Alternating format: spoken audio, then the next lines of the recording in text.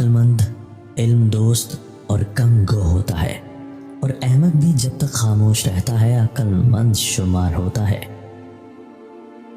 وہ بندہ جو اپنے گناہوں کو چھپاتا ہے کامیاب نہ ہوگا، مگر جو گناہ کا اقرار کر کے اسے چھوڑ کر توبہ کرتا ہے اس پر رحمت نازل ہوگی۔ عمدہ تعلیم سب سے اچھا جہیز اور بہترین خیرات ہے۔ جھگڑے کو تیز اور بڑھنے سے پہلے ہی خود پیچھے ہٹ جاؤ، اسی میں تمہاری بھلائی ہے۔ جو مفلسوں پر رحم کرتا ہے وہ اپنے خالق کی عزت کرتا ہے۔ دنیا کا عقل مند ترین وہ آدمی ہے جس کو غصہ دیر سے آتا ہے۔ تانا صرف وہی ہے جو بزرگوں کی نصیحتیں غور سے سنتا ہے اور عمل کرتا ہے۔ دل کے راز ظاہر کرنے والا جاہل اور اسے آخر تک چھپانے والا دانش مند ہے۔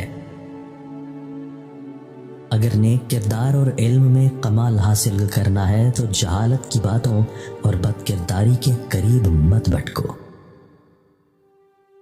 دنیا کی عاد اور نیک اعمال کے لیے نیت کا ٹھیک ہونا نہایت ہی ضروری شرط ہے۔ وہ کبھی بھی مطمئن اور قانع نہیں ہو سکتا جو حاجات زندگی کے علاوہ بھی اور دوسری چیزوں کی لالچ رکھے۔ خدا کی نعمتیں بے انتہا ہیں، ان کا شکریہ ادا کرنا انسان کے بس سے باہر ہے۔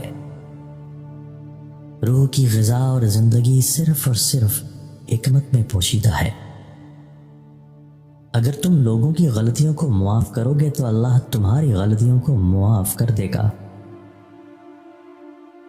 خاوند اور بیوی دو نہیں، ایک جسم کی مانند ہے، اس لیے جسے اللہ نے جوڑا ہے انسان اسے حتی المقدر جدا نہ کرے۔